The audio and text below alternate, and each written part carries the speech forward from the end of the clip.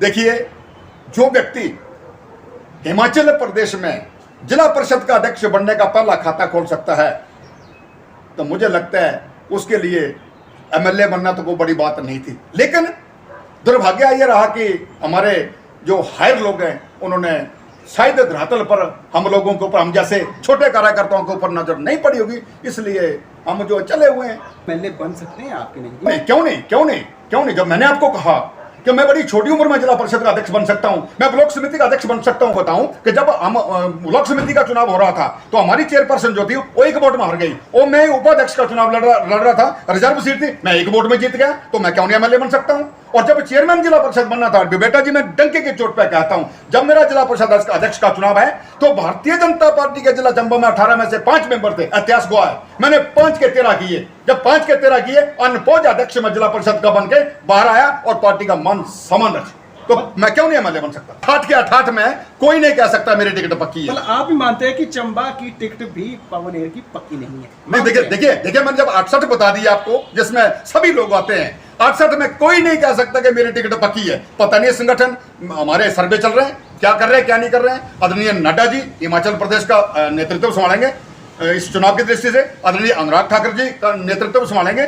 तो ये पूरी देखेंगे, पूरी छानबीन करेंगे कि कौन व्यक्ति किस विधानसभा क्षेत्र से सक्षम है, उसको चुनाव मैदान में उतारेंगे और सरकार रिपीट करेंगे। यह मैं आपके माध्यम से, मैं डंके की चोट पर कहता हूं, सरकार रिपीट होगी और निश्चित तौर पर रिपीट होगी। बाहर का आदमी स्वीकार नहीं हुआ, ये मैं डंके की चोट पे बोलता हूं जी। चंबा, देखिए बेटा जी, मैं बड़ा स्वच्छ और बड़ा सच बोलने वाला व्यक्ति हूं। चंबा विधानसभा क्षेत्र से बाहर का कोई भी व्यक्ति अगर टिकट की बात करेगा, सबसे पहला व्यक्ति देशराज होगा जो डंके की चोट पे विरोध करेगा, क्योंकि हमारे चंबा विधानसभा क्षेत्र में 80,000 वोटरों में क्या कोई ऐसा सक्षम व्यक्ति नहीं है जो यहां से चुनाव लड़े। हम क्यों बाहर का लें? क्यों? हम जिला हेडक्वार्टर की सीट पे हैं, जिला चंबा की हेडक्वार्टर की सीट है, हम क्यों बाहर के व्यक्ति को एक्सेप्ट करेंगे? बिल्कुल नहीं। पर आपको भी लगता है कि कहीं ना कहीं चंबा पर किसी व्यक्ति की नजर है जो सरकार के खास आदमी है? देखिए चंबा तो बहुत पिछड़ा जिला है, हिंदुस्तान में 115वें जिले की सूची में आता है। अगर किसी बाहर के व्यक्ति की किसी की नजर है तो वो पहले क्या कर रहे थे? ये पिछड़े का तगमा क्यों लगा? हम पिछड़े क्यों हैं? क्या कारण है? किसकी कमी रही, किसकी गलती रही? हमारे पास क्या, देखिए रावी नदी हमारी सोना उगल रही है, हमारे बागबान सोना उगल रहे हैं, हमारी जमीन सोना उगल रही है, हम क्यों पिछड़े हैं भाई? तो उन जिनकी नजर है वो क्या करते रहे? वो बंसरी बजाते रहे बैठकर। उन्होंने क्यों नहीं पिछड़े के तगमे को दूर करने की कोशिश की? हम लोगों को देश के 115वें जिले में रखा गया। मैं सबसे पहला विरोध बेटा जी, अगर बाहर से व्यक्ति आएगा तो देश राज का होगा। मैं धरातल स्तर का आदमी हूं, डंके की चोट पे अगर मैं जीत नहीं सकूंगा तो किसी को हराने का मत रखता हूं। मैं किसी दल का यहां आएगा उसका मैं कड़ा विरोध करूंगा। संगठन से ही व्यक्ति आए, और जहां तक मेरी बात आप कर रहे हो, मैं निश्चित तौर पर मैं पहले भी टिकट मांगता हूं और मैं भी टिकट मांगूंगा। नमस्कार, मैं हूं सोमी प्रकाश बेटा और मेरे साथ है मेरे सहयोगी हितेश परियार। आज हम ऐसी शख्सियत के साथ बैठे हैं जो चंबा की दमदार आवाज मानी जाती है। जहां भी खड़े होकर बोलते हैं तो ऐसा लगता है कि कोई स्पीकर चल रहा है, लेकिन उनकी नॉर्मल आवाज़ रहती है। लेकिन सबसे बड़ा सवाल ये है, जिस वक्त जयराम ठाकुर भारतीय जनता युवा मोर्चा के प्रदेशाध्यक्ष हुआ करते थे, जो आजकल मुख्यमंत्री हिमाचल प्रदेश हैं, उस वक्त चंबा जिले से ताल्लुक रखने वाले देशराज शर्मा भारतीय जनता युवा मोर्चा के राज्य उपाध्यक्ष हुआ करते थे। आप समझ सकते हैं कि आज जयराम ठाकुर मुख्यमंत्री हैं, लेकिन देशराज शर्मा वहीं के वहीं हैं, बोलते हैं, हर मंच पर बोलते हैं, लेकिन जिस तरह की इनकी काबिलियत दिखती है, मुझे लगता है कि वो काबिलियत के तौर पर उन्हें वो ओहदा नहीं मिल पाया है। हम यहीं से शुरुआत करते हैं, क्योंकि भारतीय जनता युवा मोर्चा के प्रदेशाध्यक्ष रह चुके जयराम ठाकुर मुख्यमंत्री बन चुके हैं, लेकिन देशराज शर्मा अभी भी मंच और नारेबाजी तक सीमित रहे हैं। कई संगठन के पदाधिकारी रह चुके हैं, कुछ दायित्व भी है उनके पास, लेकिन हम इसी से शुरुआत करते हैं, क्योंकि जयराम ठाकुर वर्तमान में मुख्यमंत्री है, तो उस वक्त के राज्य उपाध्यक्ष आजकल चंबा की ही खा क्यों छान रहे हैं, एमएलए क्यों नहीं बन पाए हैं? शुरुआत यहीं से करते हैं। स्वागत है आपका। धन्यवाद। सबसे पहले तो टाइम्स ऑफ चंबा का मैं दिल की गहराइयों से स्वागत भी करूंगा और धन्यवाद भी करूंगा। अच्छा, मुझे बताओ कि शुरुआत, क्योंकि आप भारतीय जनता युवा मोर्चा के राज्य उपाध्यक्ष रह चुके हैं, ठीक है, और भारतीय जनता युवा मोर्चा के जब जयराम ठाकुर प्रदेशाध्यक्ष थे और आजकल वो जयराम ठाकुर जो है मुख्यमंत्री हैं और आप वहीं के वहीं चंबा में सिर्फ जिला परिषद के चेयरमैन, बीडीसी और एमएलए तक नहीं बन पाए हैं। आपको लगता है कि आप जो डिजर्व करते थे जिस ओहदे के लिए वो आपको मिल नहीं पाया? देखिए, सबसे पहले तो मैं आपके चैनल के माध्यम से आदरणीय मुख्यमंत्री जयराम ठाकुर जी को बहुत बधाई देना चाहूँगा कि वो आज हमारे प्रदेश के कुशल नेतृत्व कर रहे हैं और हमारे सम्मानीय मुख्यमंत्री है। देखिए, मैं 1998 में उनके साथ हिमाचल प्रदेश संगठन में, जब वो युवा मोर्चा के अध्यक्ष प्रदेश के थे, उनके साथ में उपाध्यक्ष था। इसके अलावा भी मैं बेटा जी बहुत संगठनों में पदाधिकारी रह चुका हूँ। मैं 1990 में युवा मोर्चा जिला चंबा का अध्यक्ष था। उसके बाद में मोहनलाल जी की एक्स मिनिस्टर जो थे हमारे स्वर्गीय, उनकी टीम के साथ में पार्टी का बीजेपी जिला चंबा का उपाध्यक्ष रहा। मैं गद्दी ब्राह्मण हूँ। मैं हिमाचल प्रदेश जनजातीय मोर्चा का उपाध्यक्ष भी रहा। मैं हिमाचल प्रदेश जनजातीय मोर्चा चंबा कांगड़ा का प्रभारी भी रहा। मैं भिन्न भिन्न पदों पे प्रदेश कार्य समिति में भी रहा, उसमें टूरिज्म सेल में हूँ अभी। तो मैं धन्यवाद देना चाहूँगा कि उनकी काबिलियत, उनकी सहनशीलता के आधार पर वो मुख्यमंत्री बने। मैं दिल की गहराइयों से उनका बहुत बहुत आदर करता हूँ, सम्मान करता हूँ और करता रहूँ। अच्छा, मुझे लगता है कि आप सिर्फ बोलना जानते हैं, इसलिए आपको संगठन में आगे किया जाता है और जो चीज़ आपको मिलनी चाहिए वो नहीं मिल रही है, ऐसा नहीं लगता आपको? देखिए, मैं सदा पार्टी में डिसिप्लिन से रहा। पार्टी ने जो दायित्व मुझे दिया, मैंने ईमानदारी के साथ निभाया। जो दायित्व जिस वक्त मुझे दिया, हमने बाखूबी इसको निभाने की कोशिश की, प्रयास किया। अब मुझे क्या मिलना था, क्या नहीं मिलना था, ये मेरे सम्मानीय उच्च नेता और मेरे सम्मानीय संगठन के लोग, उन लोगों को इस चीज़ को देखना चाहिए था कि हमारा कौन कार्यकर्ता कहाँ है और कौन कार्यकर्ता कहाँ है। ये मेरे हाथ में नहीं है। मेरा तो दायित्व सिर्फ इतना है कि पार्टी का एक सिपाही होने के नाते मुझे जो संगठन ने दायित्व दिया, मैंने ईमानदारी के साथ निभाने की कोशिश की। अब हमारे जो उच्च नेता और उच्च संगठन में जो हमारे व्यक्ति बैठे हैं, वो अगर समझें तो निश्चित तौर पे आगे जाने की कोशिश करेंगे।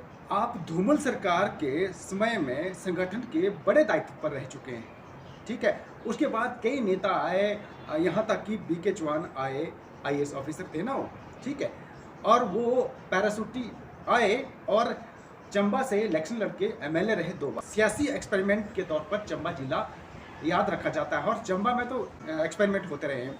पहले एक्सपेरिमेंट के तौर पर बीके चौहान इस्तेमाल हुए, उसके बाद भाजपा को लगा कि हमारे पास कोई जिताऊ कैंडिडेट नहीं है, बीके चौहान की जगह रिप्लेस करके कांग्रेस की टिकट पर 2 बार एमएलए का इलेक्शन हारने वाले व्यक्ति को भाजपा में लाया गया और भाजपा ने उसको जिताया, ठीक है। अब आपको नहीं लगता है कि आप भी तो कर्मठ कार्य करते रहे हैं और कई दायित्व निभाते रहे हैं, आपको नहीं मौका मिलना चाहिए था? ईमानदारी से कहिए। देखिए, आपने बिल्कुल ठीक कहा कि आदरणीय धूमल जी के समय में मैं भिन्न भिन्न पदों पर नहीं, मैंने पहले तो संगठन का आपको बताया, अब मैं इलेक्टेड बताता हूं। मैं 1990 में खजार पंचायत के प्रधान से शुरुआत की। उसके बाद मैं मेंबर जिला परिषद रहा और 1998 में चेयरमैन जिला परिषद बना। उसके बाद मैं ब्लॉक समिति का उपाध्यक्ष बना। उसके बाद आज प्रेजेंट में पंचायत का प्रधान हूं और कृषि बैंक हिमाचल प्रदेश का डायरेक्टर हूं। मैं बेटा जी आपके चैनल के माध्यम से ये बताना चाहूँगा कि हिमाचल प्रदेश में जब भारतीय जनता पार्टी का कोई अध्यक्ष नहीं था, 12 के 12 कांग्रेस के थे, मैं पहला व्यक्ति हूं जो हिमाचल प्रदेश में भारतीय जनता पार्टी का खाता अगर अध्यक्ष जिला परिषद के नाते खोला तो देसराय ने खोला और हमारी पार्टी के लोगों ने खोला, क्योंकि बाकी 11 के 11 कांग्रेस के रहे। और उसके बाद मैं इलेक्टेड पदों पर जो मैंने आपको बताया 90 से लेकर आज तक जो है, मैं 90 में भी प्रधान था और आज भी प्रधान हूँ। और बीच में जो मैंने आपको बताया जिला परिषद का अध्यक्ष रहा, ब्लॉक समिति का रहा, बीडीसी मेंबर रहा, भिन्न भिन्न पदों पर रहा और आज मैं हिमाचल प्रदेश राज्य सहकारी कृषि एवं ग्रामीण विकास का निदेशक हूँ। महोदय, मैं लड़के गया हूँ और जिला से 131 वोटों में जीत के गया हूँ। चलिए ठीक है, आप अपनी उपलब्धि गिरा रहे हैं, लोग सुन भी रहे हैं, ठीक है, लेकिन मेरा बोलने का मतलब है क्या आपको मौका नहीं मिलना चाहिए था? क्या दूसरी पार्टी में कर्मठ लोग दिखते हैं, अपनी पार्टी में भाजपा को कर्मठ आदमी नजर नहीं आते? निश्चित तौर पे आपने ठीक कहा कि मौका मिलना चाहिए था, क्योंकि मुझे लगता है मैं 31 वर्षों से सक्रिय राजनीति में हूँ बेटा जी 31 वर्ष बहुत होते हैं। 31 वर्षों से ना हमने दल बदला ना दिल बदला, ईमानदारी के साथ पार्टी को अपनी मां समझ के पार्टी की हमने सेवा की। तो मुझे लगता है कि हमारे जो शीर्ष नेतृत्व है, हमारे जो संगठन के हमारे सम्मानीय शीर्ष लोग बैठे हुए हैं, तो कम से कम उनको धरातल पर थोड़ा देखना चाहिए कि पिछली पंक्ति पे हमारा कौन कार्यकर्ता बैठा है जो 3 दशकों से 3.5 दशकों से हमारे साथ कंधे से कंधा मिला के चला है और पार्टी की सेवा कर रहा है, और आज भी मैं पार्टी की सेवा कर रहा हूं। तो मुझे लगता है, आप देखो, संगठन की भक्ति बहुत सारे लोग करते हैं, ठीक है, आप भी कर रहे हैं संगठन की भक्ति, लेकिन जो भक्ति का जो फल है वो तो कोई और ले जा रहा है। पहले कोई और व्यक्ति आईएएस ऑफिसर थे, वो आए, अब इलेक्शन लड़ा, 2 बार एमएलए जीते थे, लेकिन अब जब उनको पार्टी ने टिकट नहीं दिया तो वो गायब है, ठीक है। उसके बाद कांग्रेस की तरफ से 2 बार एमएलए का टिकट पर चुनाव लड़े, हार गए, भाजपा में आए, जीत गए। अब एक्सपेरिमेंट के तौर पर तो भाजपा ने उनको लाया। तो आपको नहीं लगता कि एक्सपेरिमेंट भाजपा कार्यकर्ता और भाजपा नेता पर भी हो सकता था? देखिए, ये इस विषय पे शायद मैं कुछ ना कह पाऊं, क्योंकि मैं एक बड़ी डिसिप्लिन पार्टी का कार्यकर्ता हूं, जो बड़ी पूरी दुनिया में एक डिसिप्लिन पार्टी जो है उसका नाम जो है उसको दिया जाता है। मैं एक बड़ा संघर्षशील कार्यकर्ता हूं, और मैंने प्रयास किया, मैंने कोशिश की कि एक पार्टी, मैं एक संगठन में एक मजबूती के तौर पर जो है आगे खड़ा होने की कोशिश करूंगा। लेकिन जब हम एक परिवार में एक व्यक्ति परिवार का मुखिया होता है और बड़ा काम करता है, तो कम से कम जो ये हमारा हेड होता है, कम से कम उन लोगों को धरातल पर ये जो निर्णय सही था कि कांग्रेस के किसी व्यक्ति को एमएलए की टिकट से चुनाव लड़वाना चंबा से, क्या ये सही था? देखिए इस विषय पे देखो ईमानदारी से, क्योंकि आप बेबाक बोलते हैं, ठीक है, दमदार आवाज है और लोग सुनते हैं आपको। जब आप ईमानदारी से नहीं कहेंगे तो फिर पार्टी क्यों पूछे आपको, ठीक है? पार्टी की हक की बात आप नहीं रखेंगे तो कौन रखेगा? देखिए बेटा जी, आपने बिल्कुल ठीक कहा, लेकिन जब पार्टी हमारा संगठन टिकट का निर्णय लेता है तो ये शीर्ष स्तर पे लिया जाता है। इसमें निम्न स्तर से किसी प्रकार का कोई पूछताछ होती नहीं है। जब हाईकमान ने कोई निर्देश ऊपर से कर दिया, तो जब डिसिप्लिन का पार्टी का कार्यकर्ता है, उसने तो निश्चित तौर पर उस निर्णय को मान के चलना है। चलिए मान लिया, तो भाजपा के जो संगठन के लोग हैं वो सिर्फ वोट बैंक के तौर पर चंबा को इस्तेमाल करते हैं, उनके लिए सिर्फ जीत ही एक लक्ष्य है। उनकी पार्टी के जो संगठन के लोग हैं उनकी भावनाओं का कोई ख्याल नहीं रखता संगठन का पदाधिकारी। तो फायदा क्या हुआ उस संगठन के पदाधिकारी, मतलब जब चंबा के बारे में सोचते ही नहीं है। देखिए बेटा जी, आपने ठीक कहा कि 80,000 वोटरों में बहुत सारे सक्षम जो है लोग हमारे बीच में, लेकिन मैंने आपको कहा कि ये टिकट का निर्णय जो होता है ये हमारे हाथ में नहीं है। ये हमारे जो जिला अध्यक्ष होते हैं, या हमारे मंडल के जो लोग होते हैं, या हमारे प्रदेश के जो लोग होते हैं, या हमारे जो केंद्र नेतृत्व एक बोर्ड गठित होता है, उसमें टिकट का निर्णय होता है। तो शायद उसमें हम लोग कहीं ना कहीं पीछे रह जाते हैं। तो क्या आपको नहीं लगता कि आपको टिकट मिल सकता था? आपके काबिल नहीं है भाजपा की नजरों में, खुद को काबिल नहीं मानते हैं आप, बताइए। देखिए, जो व्यक्ति हिमाचल प्रदेश में जिला परिषद का अध्यक्ष बनने का पहला खाता खोल सकता है, तो मुझे लगता है उसके लिए एमएलए बनना तो कोई बड़ी बात नहीं थी। लेकिन दुर्भाग्य ये रहा कि हमारे जो हायर लोग हैं उन्होंने शायद धरातल पर हम लोगों के ऊपर, हम जैसे छोटे कार्यकर्ताओं के ऊपर नजर नहीं पड़ी होगी, इसलिए हम जो चले हुए हैं और चलते रहेंगे। तो आप सोचते हैं कि एमएलए बन सकते हैं? आपके नहीं, ईमानदारी से कहते। देखिए, क्यों नहीं, जब मैंने आपको कहा कि मैं बड़ी छोटी उम्र में जिला परिषद का अध्यक्ष बन सकता हूं, मैं ब्लॉक समिति का अध्यक्ष बन सकता हूं, तो क्यों नहीं बन सकता? मैं आपको बताऊं कि जब हम ब्लॉक समिति का चुनाव हो रहा था तो हमारी चेयरपर्सन जो थी वो 1 वोट में हार गई, और मैं उपाध्यक्ष का चुनाव लड़ रहा था, रिजर्व सीट थी, मैं 1 वोट में जीत गया, तो मैं क्यों नहीं एमएलए बन सकता हूं? और जब चेयरमैन जिला परिषद बनना था, बेटा जी मैं डंके की चोट पे कहता हूं, जब मेरा जिला परिषद अध्यक्ष का चुनाव है तो भारतीय जनता पार्टी के जिला चंबा में 18 में से 5 मेंबर थे, इतिहास गवाह है, मैंने 5 के 13 किए। जब 5 के 13 किए, अनपोज अध्यक्ष में जिला परिषद का बन के बाहर आया और पार्टी का मान सम्मान रखा, तो मैं क्यों नहीं एमएलए बन सकता? एमएलए की टिकट मांगेंगे फिर क्या? देखिए, निश्चित तौर पे मैं टिकट सदा ही मांगता हूं जी, और अभी मांगूंगा। आपको लगता निश्चित है तौर पे मांगूंगा। इस बार नहीं मिली तो क्या करेंगे? अच्छा, देखिए, हर बार आपका इस्तेमाल होता रहा, क्योंकि दमदार बात देखिए देखो, जयराम ठाकुर मुख्यमंत्री बन गए, भारतीय जनता युवा मोर्चा के प्रदेश अध्यक्ष थे, ठीक है, उपाध्यक्ष थे राज्य के आप, वो मुख्यमंत्री बन सकते, तो आप क्यों नहीं कर सकते? देखिए, जैसे आपने कहा कि इस बार टिकट नहीं मिली तो आप क्या करेंगे? देखिए, मैंने आपको पहले भी कहा और अब भी कह रहा हूं, टिकट मैं निश्चित तौर पे मांगूंगा। अगर संगठन ने मुझे इस काबिल नहीं समझा तो मैं पार्टी का बड़ा डेडिकेटेड कार्यकर्ता हूं, नहीं समझेंगे तो पार्टी की भक्ति जो फिर आगे करता रहूंगा, तो कभी ना कभी तो बाहर आएगी। अच्छा, मुझे बताओ कि वर्तमान विधायक चंबा सदर के विधायक हैं पवन एर जी, कैसा कार्य कर रहे हैं? ईमानदारी से ही कहें। देखिए बिल्कुल ईमानदार से कहूंगा मैं, पवन जी अच्छा काम कर रहे हैं, मैं बिल्कुल ईमानदारी के साथ कहूंगा। और मैं भी पंचायत का प्रधान हूं, मैंने वो बेटा जी जो काम बताया, मुझे किसी काम को मना नहीं किया। और वैसे भी हम थोड़ा सा चारों तरफ देखें तो आज जो सड़कों का जाल है, आदरणीय मुख्यमंत्री की दया से ये काफी जो है बिछा हुआ है। देखो जो काम है, जो कोई जितना काम करेगा उसकी मैं प्रशंसा करूंगा, प्रशंसा करने का मैं गुरेज नहीं करूंगा। टिकट जिसको भी मिले उसकी कोई चिंता नहीं, लेकिन विकास की दृष्टि से एमएलए हमारे आगे बढ़े हैं और आगे गए हैं और रात और दिन जो है वो काम कर रहे हैं। लेकिन अब जब तक संगठन की दृष्टि की बात है तो ये तो संगठन ने देखना है कि किसको आगे भेजना है, किसको पीछे भेजना है। अच्छा, बीके चौहान और पवन एर जी का कंपैरिजन किया जाए तो किसने बेहतर किया था? ईमानदारी से कहिए। बिल्कुल ईमानदारी से कहूंगा तो बीके चौहान और पवन एर में पवन एर जो है सबसे बढ़िया काम किया। कार्यकर्ताओं को साथ लेकर चलने की उनकी क्षमता थी, कार्यकर्ता को साथ लेकर चले। बीके चौहान जी तो पहले वो कहते नहीं ये नहीं होगा, ये नहीं होगा। अरे भैया, अगर विधायक या नेता पहले ही कार्यकर्ताओं को किसी चीज को मना कर देगा तो कार्यकर्ता का तो मनोबल टूट जाएगा। लेकिन पवन एर जी ने बराबर सबको साथ लेकर चलने की कोशिश की है और समान विकास जो कांग्रेस कभी सोच भी नहीं सकती थी, वो विकास चंबा में हुआ है। चलो, आप तो अपने हिसाब से कह रहे हैं, ठीक है, पार्टी के भक्त भी हैं, संगठन के अलग अलग दायित्व पर रह चुके हैं। चर्चा तो ये भी है कि चंबा से टिकट बदल सकती है।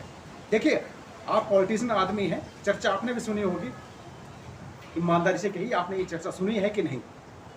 देखिए, टिकट की चर्चा तो पूरे हिमाचल प्रदेश में, एक चंबा में नहीं, कि मुझे लगता है कि टिकट के विषय पर तो हमारे 68 सीटें हैं, 68 सीटें में कोई नहीं कह सकता कि मेरी टिकट पक्की है। 68 के 68 में कोई नहीं कह सकता मेरी टिकट पक्की है। मतलब आप भी मानते हैं कि चंबा की टिकट भी पवन एर की पक्की नहीं है? नहीं, देखिए मैंने जब 68 बता दिया आपको, जिसमें सभी लोग आते हैं, 68 में कोई नहीं कह सकता कि मेरी टिकट पक्की है। पता नहीं संगठन हमारे सर्वे चल रहे हैं, क्या कर रहे हैं क्या नहीं कर रहे हैं। आदरणीय नड्डा जी हिमाचल प्रदेश का नेतृत्व संभालेंगे इस चुनाव की दृष्टि से, आदरणीय अनुराग ठाकुर जी का नेतृत्व संभालेंगे। तो ये पूरी देखेंगे, पूरी छानबीन करेंगे कि कौन व्यक्ति किस विधानसभा क्षेत्र से सक्षम है, उसको चुनाव मैदान में उतारेंगे और सरकार रिपीट करेंगे। यह मैं आपके माध्यम से, मैं डंके की चोट पर कहता हूं, सरकार रिपीट होगी और निश्चित तौर पर रिपीट होगी। टिकट किसको दी जाती है, किसको नहीं दी जाती है, मंगना साहब का अधिकार है। टिकट जो हर व्यक्ति मांग सकता है, क्योंकि उसका मौलिक अधिकार है, क्योंकि पार्टी का वो सफाई है। बाहर से तो कोई भी मांग सकता है, लेकिन हम पार्टी के जो लोग हैं वो भी निश्चित तौर पर टिकट मांगेंगे। देखिए, मन से तो आपकी बात निकली आई ना कि बाहर का आदमी स्वीकार नहीं होगा, नहीं होगा, बाहर का आदमी स्वीकार नहीं हुआ। ये मैं डंके की चोट पे बोलता हूं जी। चंबा, देखिए बेटा जी, मैं बड़ा स्वच्छ और बड़ा सच बोलने वाला व्यक्ति हूं। चंबा विधानसभा क्षेत्र से बाहर का कोई भी व्यक्ति अगर टिकट की बात करेगा, सबसे पहला व्यक्ति देशराज होगा जो डंके की चोट पे विरोध करेगा। क्योंकि हमारे चंबा विधानसभा क्षेत्र में 80,000 वोटरों में क्या कोई ऐसा सक्षम व्यक्ति नहीं है जो यहां से चुनाव लड़े? हम क्यों बाहर का लें? क्यों? हम जिला हेडक्वार्टर की सीट पे हैं, जिला चंबा की हेडक्वार्टर की सीट है, हम क्यों बाहर के व्यक्ति को एक्सेप्ट करेंगे? बिल्कुल नहीं। पर आपको भी लगता है कि कहीं ना कहीं चंबा पर किसी व्यक्ति की नजर है जो सरकार के खास आदमी है? देखिए चंबा तो बहुत पिछड़ा जिला है, हिंदुस्तान में 115वें जिले की सूची में आता है। अगर किसी बाहर के व्यक्ति की किसी की नजर है तो वो पहले क्या कर रहे थे? ये पिछड़े का तगमा क्यों लगा? हम पिछड़े क्यों हैं? क्या कारण है? किसकी कमी रही, किसकी गलती रही? हमारे पास क्या, देखिए रावी नदी हमारी सोना उगल रही है, हमारे बागबान सोना उगल रहे हैं, हमारी जमीन सोना उगल रही है, हम क्यों पिछड़े हैं भाई? तो उन जिनकी नजर है वो क्या करते रहे? वो बंसरी बजाते रहे बैठकर। उन्होंने क्यों नहीं पिछड़े के तगमे को दूर करने की कोशिश की? हम लोगों को देश के 115वें जिले में रखा गया। मैं सबसे पहला विरोध बेटा जी, अगर बाहर से व्यक्ति आएगा तो देश राज का होगा। मैं धरातल स्तर का आदमी हूं, डंके की चोट पे अगर मैं जीत नहीं सकूंगा तो किसी को हराने का मत रखता हूं, मैं डंके की चोट पे कहता हूं। मतलब बाहर का व्यक्ति आपको स्वीकार नहीं होगा क्योंकि संगठन सर्वोपरि है ना आपके लिए। ठीक है, आपने खुद ही कहा कि संगठन जिसको टिकट देगा मान्य होगा, ठीक है, लेकिन संगठन तो किसी को भी दे सकता है। देखो पहले भी तो होता रहा है, पहले नहीं होता रहा है, एक्सपेरिमेंट के तौर पर चंबा को इस्तेमाल किया जाता रहा है। तो क्या अभी भाजपा के पास व्यक्ति नहीं थे तो पवन एर जी को तो टिकट दी गई थी? वो देखिए कांग्रेस के आदमी थे ना। देखिए वो बाहर के नहीं थे, वो चंबा विधानसभा क्षेत्र के थे, वो बीके चौहान चंबा विधानसभा क्षेत्र के थे। उनका वोट हरदासपुर में था और पवन नेगी जी का चंबा में था। तो इसलिए इनको बाहर का नहीं कहा जा सकता। ये ठीक है कि दूसरे दल से आए, जब हमारे संगठन ने स्वीकार किया तो निश्चित तौर पर हमने उनको स्वीकार किया। आपको दूसरे दल का व्यक्ति स्वीकार है, लेकिन बाहरी का कोई स्वीकार नहीं होगा। आप यही कहना चाह रहे हैं ना, दूसरे दल का कोई और भी आएगा तो वो भी आपको स्वीकार हो जाएगा। देखिए वो बेटा जी, जो पीछे की बातें थी वो हो गई। अब हमारा संगठन और कार्यकर्ता जो है वो धरातल पर भी थोड़ा सा सक्रिय हो गए, क्योंकि जो व्यक्ति किसी पेड़ को लगाता है, उसको पालता है, पोसता है, उसको सींचता है, जब उसकी थोड़ी सी कमी पेशी रहेगी तो निश्चित तौर पे अपनी आवाज वो भी उच्च स्तरीय संगठन पे रखने की कोशिश करें। चलिए, आप अपने हिसाब से बेबाकी से बातें कर रहे हैं, लेकिन हमने चर्चा सुनी है, क्योंकि हम सोशल मीडिया भी देखते हैं तो कि चर्चा रहती है कि जो वर्तमान विधायक हैं हम उनसे भी पूछेंगे, लेकिन आप पार्टी के दायित्व पर रहे हैं अलग अलग और अभी भी हैं, तो आप ईमानदारी से कह सकते हैं कि लोग ये कहते हैं कि वो कांग्रेसियों को ज़्यादा तवज्जो देते हैं, भाजपा के लोगों को इग्नोर करते हैं। ईमानदारी से कहें, क्योंकि हम सोशल मीडिया में भी देखते हैं। देखिए बहुत बिल्कुल आपने ठीक कहा, लेकिन हमारे संगठन का निर्देश था कि जब आप कांग्रेस के 10 लोगों को जोड़ेंगे नहीं तो आगे कैसे बढ़ेंगे, कि परिवार को बड़ा करना है। तो कम से 100 में अगर 10 लोग कांग्रेस के हमारे पास आते हैं तो उनको ज्वाइन करवाएं, उनका स्वागत करें और उनको साथ लेकर चलें। उसी कड़ी में हमारे सम्मानीय विधायक ने काम किया कि जो उनके पुराने मित्र थे, पुराने लोग थे, उनके साथ मिले और वो पार्टी के साथ आज काम कर रहे हैं। जैसे आप कमेटी में देखें तो कमेटी कभी भी भारतीय जनता पार्टी की नहीं हुई, और पिछली बार जब हुई तो ये कहा गया कि ये तो अभी ज्वाइन हुए तब हमारी हुई है, लेकिन इस बार हमारे विधायक महोदय ने कमेटी जो थी वो भारतीय जनता पार्टी के हाथ में दी, जिला परिषद हमारे भारतीय जनता पार्टी के हाथ में दी, ब्लॉक चंबा जो है भारतीय जनता पार्टी के हाथ में दिया, ब्लॉक अपना ये मेला जो है विधानसभा क्षेत्र चंबे में आता है वो भी चंबा में दिया। तो उन्होंने पूरी कोशिश की कांग्रेसियों को साथ जोड़कर भारतीय जनता पार्टी को भी साथ लेकर जो है चारों चेयरमैन जो है आज हमारे विधायक के पास है, और उन्होंने मतलब जो कुछ भी किया है वो पवन नेगी जी ने किया है, संगठन ने कुछ नहीं किया, भाजपा का इसमें कोई रोल नहीं है, वरिष्ठ नेताओं का कोई रोल नहीं है। देखिए, अगर वरिष्ठ नेता का रोल ना होता तो उनको टिकट ना देते, उनको टिकट दी तो रोल तो ऊपर से आ गया ना वो बेटा जी, उनको जब टिकट दी तो उनका रोल अटैच हो गया। मतलब अभी जो ये जो सारी चीजें हुई है इसमें कोई आपका एफर्ट नहीं है, मतलब कुछ नहीं, निश्चित तौर पे हमारा एफर्ट है। तो बराबर तो बोले कि तो पवन नेगी जी ने सारा कुछ किया है, तो आपने खुद ही कहा ना उन्होंने किया सारा कुछ, जो चेयरमैनी आई है उनकी बदौलत आई, आपकी वजह से कुछ नहीं हुआ, मतलब आपको उसमें कोई श्रेय नहीं। देखिए बेटा जी, जब कोई नेतृत्व करता है ना जी तो नाम उसी का आता है। जब एक दूल्हा होता है ना, जब दूल्हा चलता है ना तो बराती उसके साथ 100 होते हैं, लेकिन नाम दूल्हे का होता है कि आज फलां का शादी है भाई, उसमें सभी लोग हाजिर होते हैं लेकिन फलां की शादी है। तो जो जिसको सेरा हमारे संगठन ने बांधा तो निश्चित तौर पर जब दल उनके साथ हमारे सभी लोग चले तो नाम तो बेटा जी उन्हीं का होगा जिनके नेतृत्व में जो काम हुआ। आप बराती बनना चाहते हैं, मतलब टिकट के तलबगार हैं और बराती बनना चाहते हैं, आप खुद एफर्ट नहीं करेंगे, अगर कोई दल का आता है तो उसका स्वागत करेंगे? नहीं, बिल्कुल नहीं। किसी दल का यहाँ आएगा उसका मैं कड़ा विरोध करूंगा। संगठन से ही व्यक्ति आए, और जहां तक मेरी बात आप कर रहे हो, मैं निश्चित तौर पे मैं पहले भी टिकट मांगता हूं और मैं भी टिकट मांगूंगा। देना ना देना हमारे हायर संगठन का अधिकार है। मुझे इस लायक समझेंगे तो निश्चित तौर पे मुझे ऊपर ले जाएंगे, नहीं समझेंगे तो नहीं ले जाएंगे, लेकिन मैं ना कभी दल बदला ना दिल बदला, और वो बेटा जी मैं आगे भी नहीं बदलू। अच्छा, एक पोस्टर बड़ा चर्चा में रहा था, आपको ही पता है कि ग्रामीण और शहरीवाद को लेकर उसमें कटाक्ष किया गया था। उसमें स्पष्ट कहा गया था कि ग्रामीण क्षेत्र के लोगों को तवज्जो नहीं दी जा रही है सिवाय बीके चौहान के। और उसमें स्पष्ट लिखा था कि पार्टी जो भी हो इस बार जो कैंडिडेट है वो ग्रामीण क्षेत्र का होना चाहिए। तो आप इस बात का समर्थन करते हैं? देखिए, मैं उस बात का समर्थन नहीं करता हूँ। मैं इसलिए नहीं करता हूँ कि छोटा सा शहर है हमारा और सराउंडिंग हमारे गांव शहर के साथ निकट है। देखिए, हेडक्वार्टर की सीट है, हम शहर को बाईपास करके आगे नहीं बढ़ सकते। जो भी व्यक्ति हमारा आएगा वो शहर में आएगा, हेडक्वार्टर में आएगा, हेडक्वार्टर से जो बात होगी वो गांव में जाएगी। तो मुझे नहीं लगता कि गांव और शहर का इस प्रकार का विभाजन होगा। गांव और शहर एक है, मैं नहीं मानता हूं। मैंने 31 वर्षों से छोटी राजनीति में रहा हूं, लेकिन कभी और शहर और गांव का भेदभाव मैंने ना देखा, ना सुना, और ना आज तक मुझे सामने आया। और जो भी पोस्टर लगे थे किसी शरारती तत्व ने लगाए थे, इसमें गांव और शहर का कोई सवाल नहीं है। शहर भी हमारा है और गांव भी हमारे है। जब हम लोकतंत्र में आते हैं तो सभी लोगों को साथ लेकर चलना हमारा दायित्व बनता है। पर आप नहीं चाहते कि ग्रामीण क्षेत्र के किसी व्यक्ति को चंबा सदर विधानसभा क्षेत्र का नेतृत्व करने का मौका फिर से मिले? बिल्कुल ठीक है आप, कौन नहीं चाहता नेतृत्व करने का मौका नहीं मिले। अब मैं टिकट मांगूंगा, अगर मुझे टिकट मिलती है तो निश्चित तौर से मेरी तरफ से नेतृत्व हो गया। तो मैं भी गांव से भी हूं और लगता शहर से भी हूं, निश्चित तौर पे हम टिकट मांगेंगे, सदा मांगते आए और पटल पे रखेंगे। जो हाईकमान को मंजूर होगा तो हम लड़ेंगे, नहीं होगा तो हमारे हिसाब से जिस सक्षम व्यक्ति को टिकट देंगे तो निश्चित तौर पर उनके साथ चलना होगा। आप भाजपा के भारतीय जनता युवा मोर्चा के पूर्व जिलाध्यक्ष होने का दावा करते रहे हैं विक्रमपुर, ठीक है, विक्रमपुर आजकल कंपेन कर रहे हैं और वो कह रहे हैं कि टिकट उनकी पक्की है। तो आपके हिसाब से क्या वो प्रबल दावेदार हो सकते हैं? नहीं जी, मैं इस बात से सहमत नहीं हूं। मैंने आपको पूर्व में कहा कि 68 लोग हमारे विधानसभा में, हिमाचल की विधानसभा में लोग हैं, 68 में उनको पता नहीं किसको टिकट जानी किसको नहीं जानी है, तो हम दूसरे की बात क्या कह सकते हैं, उसकी टिकट पक्की है। हमारे दल में किसी की टिकट पक्की नहीं होती, ये तो समय बताता है कि टिकट किस तरफ जानी है। हमारे जो बीच पे धरातल पे जो सर्वे होता है उसके आधार पे हमारी टिकट वितरण होती है। तो कोई ऐसा बोले कि मेरी पक्की मेरी, या मैं ही बोल दूं, देशराज बोले कि मेरी टिकट पक्की है, तो इस बात से मैं सहमत नहीं हूं। वैसे एक बात तो आप चाहते हैं कि विक्रमपुर को टिकट मिले? देखिए, ये तो पार्टी का दायित्व है, जो पार्टी देखेगी किसको टिकट देनी किसको नहीं देनी। आप चाहते हैं कि नहीं, हाँ या ना? देखिए, मैं क्यों चाहूं, आप खुद चाहते हैं? यस, जब मैं खुद चाहता हूं तो मैं आपको क्यों बोलूं वो बेटा जी को टिकट दे दो, वो बेटा जी को मुझे दो ना, मैं किसी की टिप्पणी क्यों करूं, वो बेटा जी को क्यों दे, टिकट मुझे दो ना, क्योंकि सक्षम हूं। क्यों कि जो आपने बोला कि कोई टिकट मांग रहा है, तो मैं जिला परिषद का अध्यक्ष रहा हूं, पहली बार उपचुनाव में गया वो बेटा जी, और 3 महीने के बाद अविश्वास प्रस्ताव लगाकर जो है वो अध्यक्ष बना।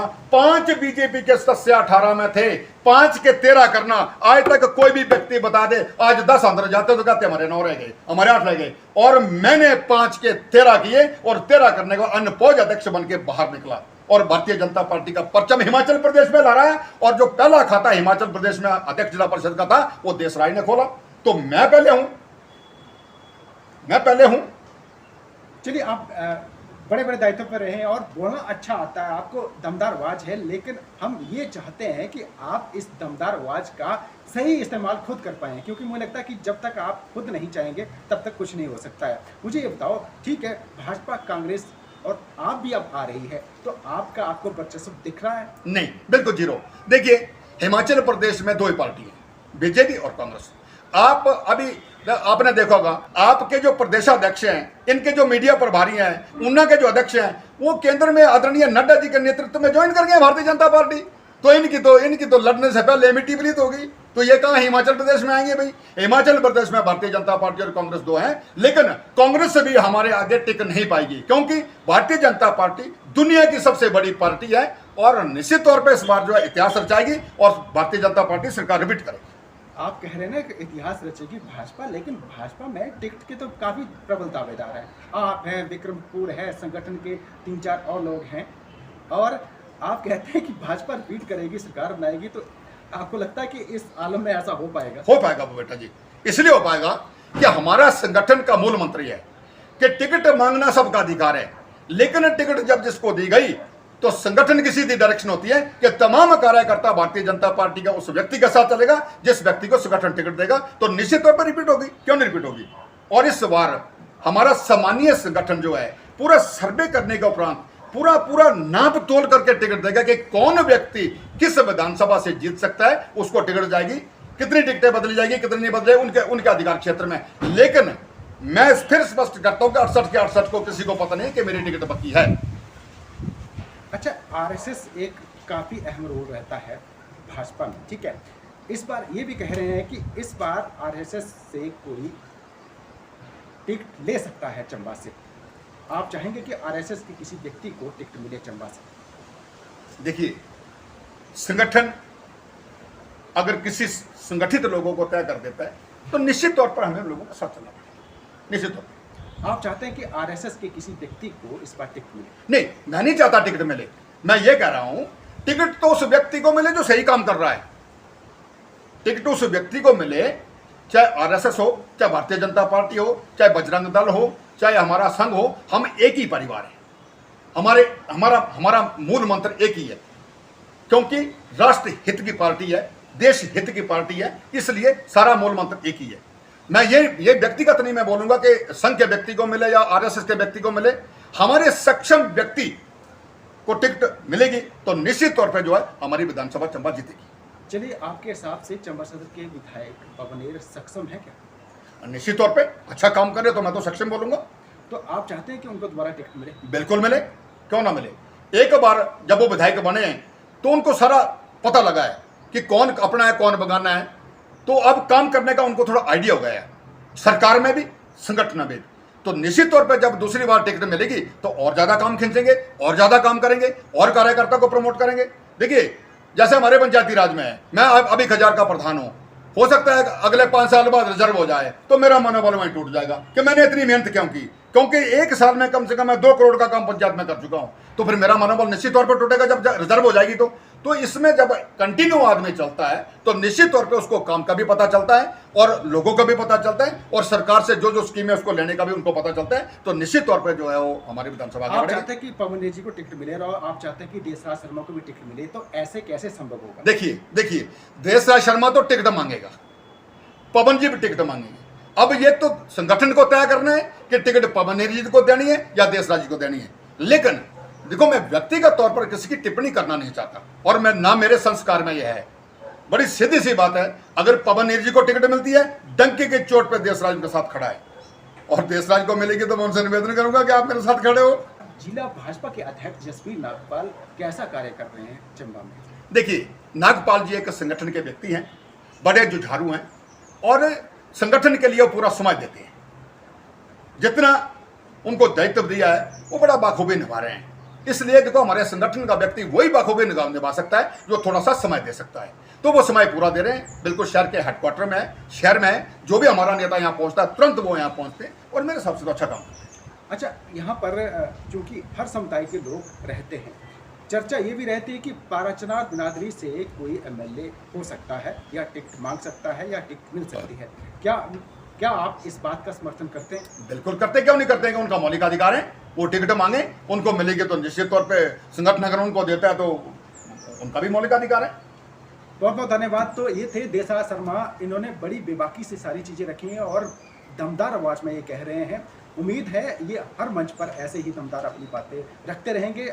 ये कह रहे हैं कि चंबा सदर के विधायक पवनेर को एक बार फिर से मौका मिलना चाहिए, लेकिन ये भी कहते हैं कि उन्हें भी टिकट चाहिए और जब इन्हें टिकट मिलेगी तो ये उम्मीद रखते हैं कि पवनेर इनका सहयोग करें। बहुत बहुत धन्यवाद।